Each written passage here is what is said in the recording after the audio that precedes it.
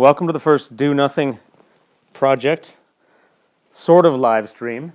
This took a slightly unexpected direction. This first broadcast in true Do Nothing spirit. Nothing actually happened the way it was supposed to. I tried out the technology in the studio where I'll be teaching at 8 a.m. tomorrow because it's the night before, and it worked fine for the uploads, but all of the live stream capabilities just didn't seem to work. So if anybody out there knows anything about live streaming and the technology, send me an email. Get this sorted out this week. So I realized the best way to do this would be to actually film this ahead of time and to schedule it for 8 o'clock. So hopefully it's popping up there at 8 as though that's happening.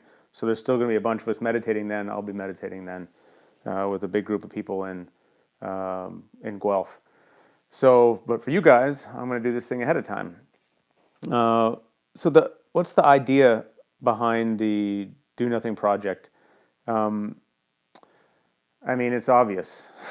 We're all so freaking busy. You know, we're working our asses off and everything's happening at 10,000 miles an hour. And everything in the culture rewards us to go faster, to be more productive, to just running around that rat cage. And there's a lot of good things that need to happen. That's really important. But our capacity to be really effective is partly contingent on us being able to have space, us being able to make room for genuinely creative ideas, us feeling centered and settled enough to actually be able to connect to people, to hear what they're saying. And that high caffeinated movement is exhausting. And it's probably not that good for our nervous systems. In fact, we know it isn't. So whatever, I don't want to get into a big thing about it. But the idea behind this next half hour is this is just a place where you can chill. I'm doing this in my room, in my room. Sarah's in New York. She's getting back tonight. So this is where I actually meditate. This is where we meditate. We try to make it all cozy. We look like hippies. It's true. I've been outed as a hippie. Got lots of blankets here. Got a little stereo. Put the tunes on sometimes. Got the candles. Got a whole bunch of meditation cushions, blankets. This is my spot. It's like a spot that Sarah and I put together for where we practice, for where we meditate. Might do some stretching or relaxing. It's good to have a spot like this in your house. Some corner that just makes you feel good when you start to sit down there, just like your bed makes you feel ready to sleep. Kind of like your do nothing corner. And sometimes I just sit here and I literally don't do anything. I just lean against a blanket and look at a candle or just relax, and maybe I doodle a bit. Might write some things down. Often, obviously, I meditate or I stretch. And that's what this next half hour, I'm going to guide us into practice, but it's really a kind of, see, the thing about meditation practice is it sort of happens in tiers. You can think of it as like gears in a car. This friend of mine, Kenneth Folk, talks about the gears in it, like these gears you work up to. First gear is doing nothing. First gear is just completely accepting your own being, not needing to make anything happen, sitting inside your experience and just existing. And just that raw practice of accepting your own existence, not needing things to be more exciting, things to be happening in some special way, is itself so healing. It's such a balm, and we need that kind of reset. And that's a place that is super, in theory, accessible to anybody. It's a place where we all need to be able to tap into. And just that acceptance of your own being, of knowing there's nothing you need to do, is actually a very, very deep spiritual practice that goes down a whole deep non-dual path. It goes into whole paths within Zen. So I'll be unpacking that over the weeks to come, what that really looks like. But I think of that as like first gear. Start there. Let this just be a time to just chill and be. Now, since so many of us are so sped up, for a lot of us that's hard to do.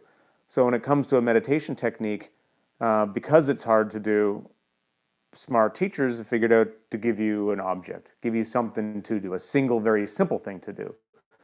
In this case, in the case of meditation, it would be just following the breath, or it would be connecting to sounds, or working with some other object. But you now have a concentration object. Instead of just being in an open awareness practice where you're just being.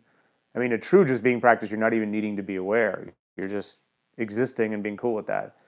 But then there's kind of being aware of the whole open container of your awareness and just sort of sitting in that. And then there's next gear up, actually paying attention to an object, the breath, the hands, whatever it is. And then from there, you can build out again. You can build out into a more robust mindfulness practice. So you're not just paying attention to the breath, you're also noticing what pulls you away, what distracts you. And you go back. But you're getting curious about the wrapper, the stuff that's going on around awareness. And then, of course, from there, there's all kinds of other practices that you can begin to implement. Loving kindness practices, compassion practices, you name it.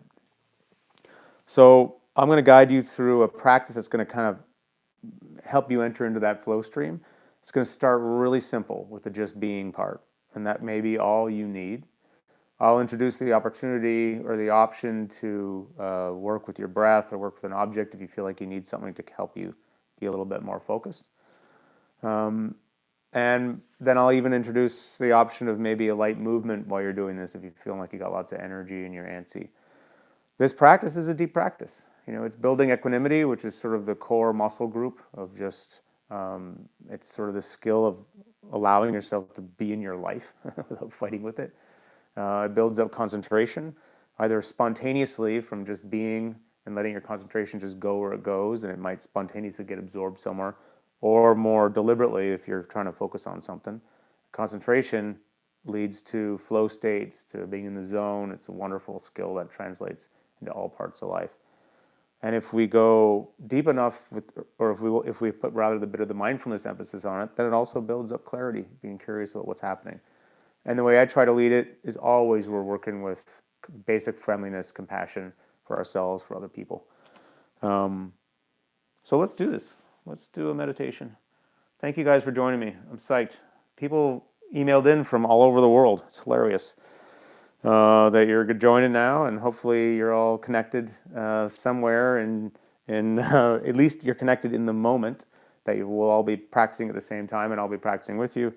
And here's a practice you can guide, or you can follow along with.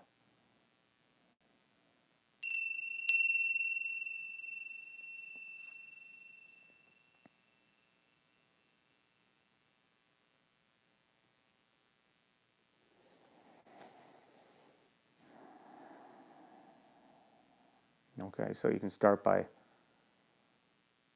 either closing the eyes or have the eyes open and half-masked, sort of looking at the ground in front of you. And if you're super new to meditation, you don't even want to meditate, you don't need to. You can just sit and chill. But, assuming the posture, getting into a position where you're kind of like your knees are on the ground or you're feeling connected to the cushion, spine's up straight. There's something about this that's just a bit energizing. Makes you feel like, yeah, all right, I'm doing this. It's like they call it the one seat, taking the one seat. So, spine up, something kind of noble about the posture. So I like to start with a few deep breaths. So breathing in through the nose. Breathing out on the exhale. The exhale is the downward motion, so it's the settling motion, relaxing into the cushion, into the ground. If you're lying down, it's just relaxing even more. Or you're leaning up against something, which is totally fine. Breathing in, stretching up the spine.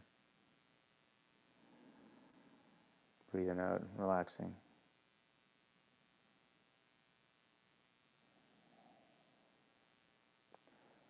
So the core skill getting built in any practice, really, I would say any contemplative practice across the board, really the essence is the skill of equanimity, which is the skill of opening to reality as it is, opening to experience as it's actually unfolding, not trying to fight with it or negotiate with it, pushing or pulling on it.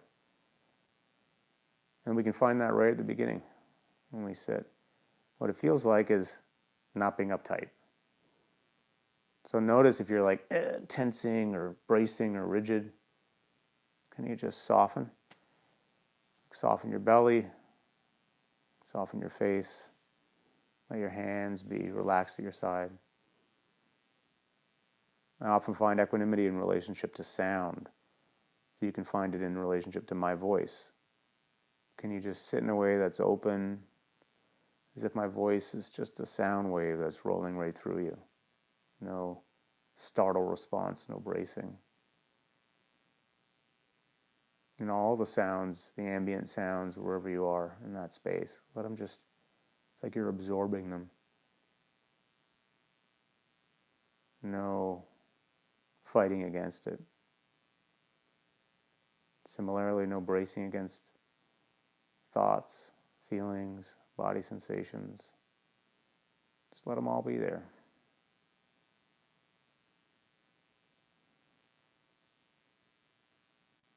Equanimity is the pure practice of being, practicing being open.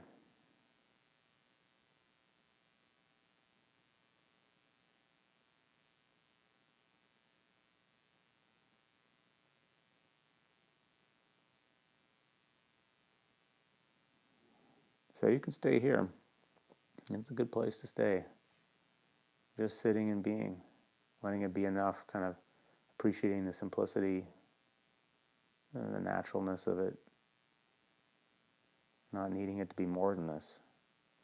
Trust me, you definitely deserve it. Just to kick back and relax and be. When Zen practitioners talk about just sitting, that's often in the instruction that's given. Just sit, just be. They don't give them anything more complicated than that because they don't want to make the mind go ballistic. However, if your mind is going ballistic, then we can choose a meditation object. So that's for the next gear. So maybe it's the feeling of breathing, the sensation of the breath at the nose, at the belly, and the chest.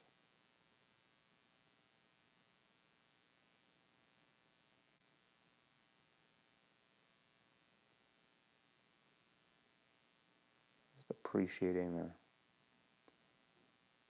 the sensation of breathing, the activity of it, just happening all on its own. So breathing normally.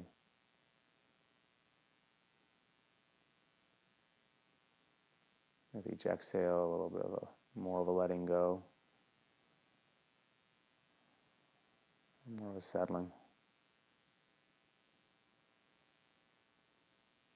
And if you don't like the breath, no big deal. You can just choose sounds, for example.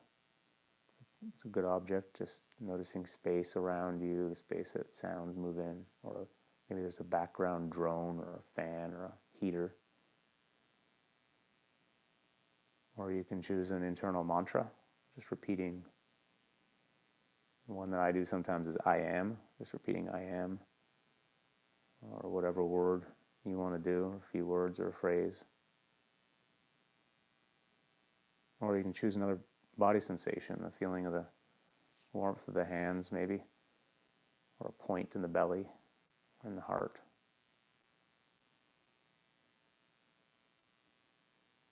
Or you can look at the back of your eyes, look at a candle in front of you, or look at the ground.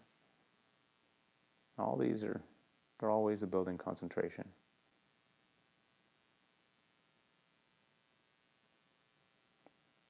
So if you're going to go this route, working with an object route, then choose one of these and then decide, commit. So you're not going to jump around after this looking for 50 other objects to find the best one. Just commit to one. Okay, maybe it's the feeling of breathing. And just stay with it and see if you can appreciate this opportunity to take a break. I'll be quiet for a while.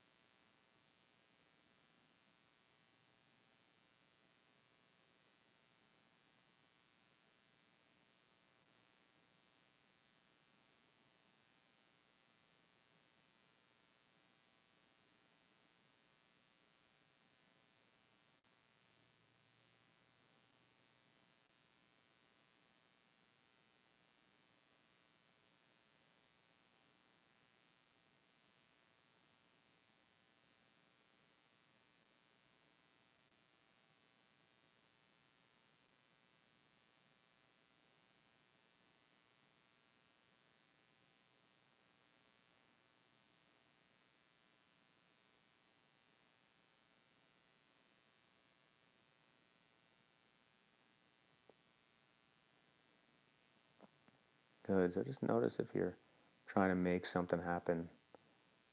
You have some kind of agenda, something you're hoping can happen, and kind of just see that as a natural thing that we do. You just kind of let that go. What if this practice was really just about valuing simplicity, valuing the simple thing of being here? You got lots of thoughts going on, no big deal. Sort of see if you can let them be in the background, not notice they're happening so you're not as embedded in them. And just let them be in the back, come back to the feeling of breathing or the feeling of just being. And let yourself be here. Knowing that there's hundreds of people all around connected in this moment doing the same thing. Privileging this other mode of operating, just being.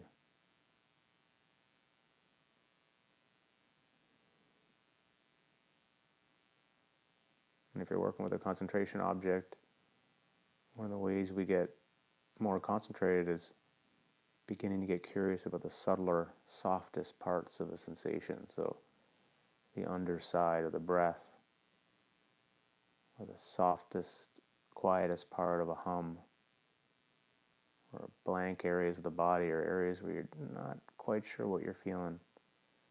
You get very, very still. It's like almost like your breath often starts to slow down. Get so still, and then you can really notice the subtlest little signal kind of sliding your attention in.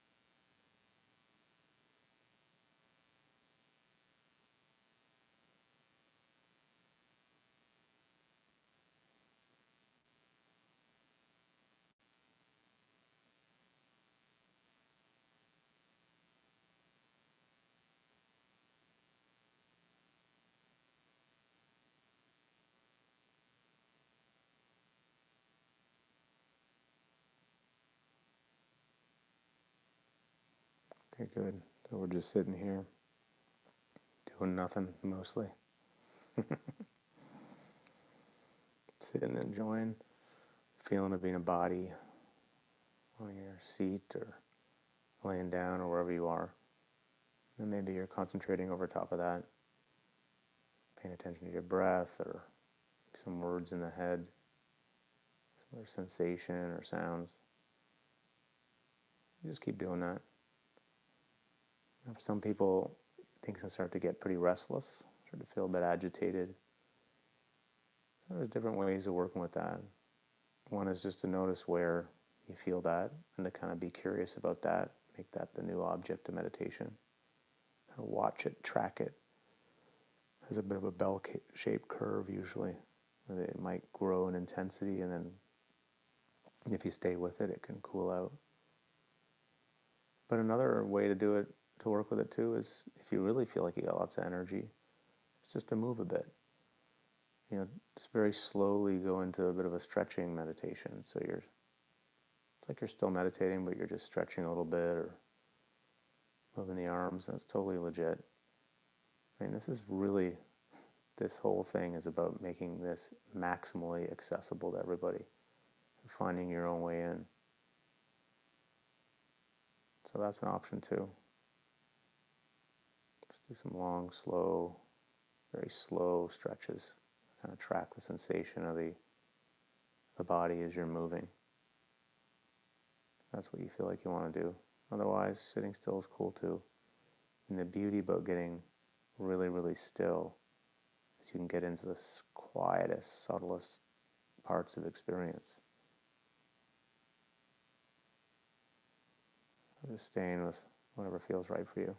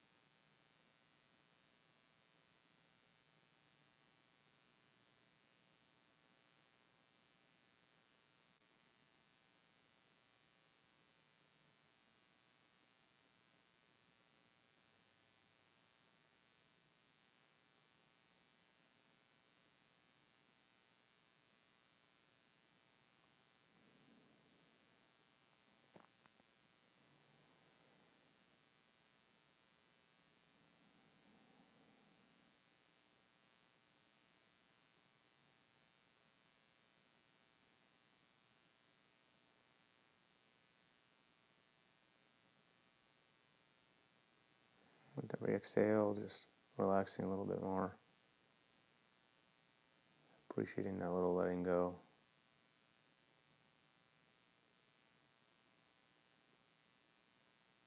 Just noticing the feeling of the whole body.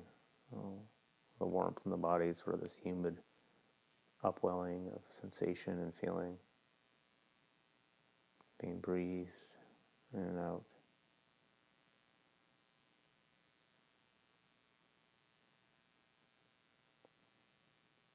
Sometimes in practice there's a kind of intimacy feeling that can emerge. Just this appreciation for being here.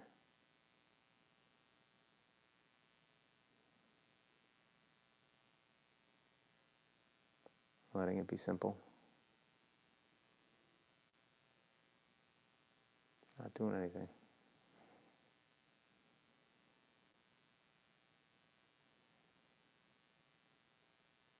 Just a few more minutes.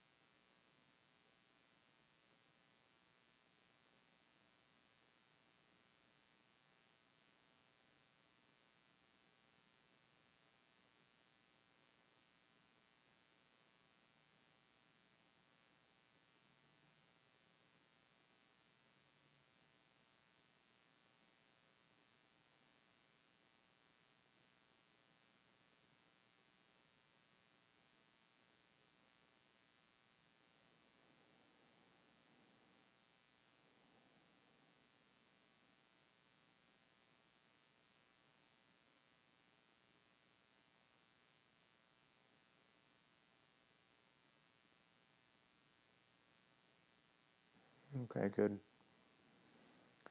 Nice. That's cool. So sometimes, often, almost always actually, I like to finish up a meditation with a little loving kindness practice. It doesn't have to be a big deal. Just sort of sending positive vibes to somebody you care about, somebody you're in your life. Buddhists call this the dedication of merit. So you're dedicating the merits of your practice. You're not holding on to it for yourself, but you're sharing it. So kind of just let somebody's image come into your mind's eye, somebody you know well, or maybe somebody from the past, or it could be an animal, a child. And just send them some friendliness. Just imagine you're sending them some warmth, and you can feel very neutral when you're doing this, or you might feel warm. It's completely up to you. It depends on the nervous system, so there's no normal way this should go.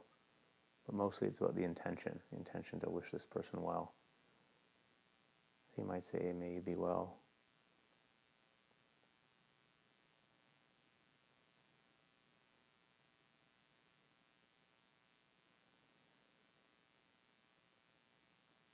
Or you might say, I love you. You know, the person might be still around, or they may not be around anymore. It's still the same. Sending your friendliness to them. Appreciation. Having that intention.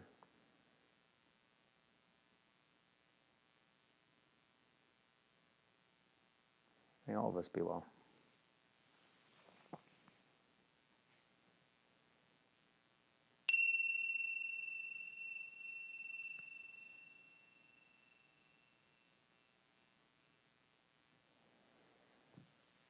Okay, well. Oh, froze. Am I still working? It says it's not working. Oh, yeah. So, as you can see, I'm a master of technology. Thanks for joining me for the Do Nothing Project. It'll be as empty next week. Hopefully, it'll be more actually live. I actually had a whole thing organized that I kind of wanted to do, but in this style of do nothing, it didn't work out that way. And like I said, if somebody is a master of these streaming technologies, maybe I need to download an encoder to my phone or something to make it live. Send me an email, let me know. I'm glad I got to bring you into my house. This is where I live. And look forward to seeing you guys next week. Bye.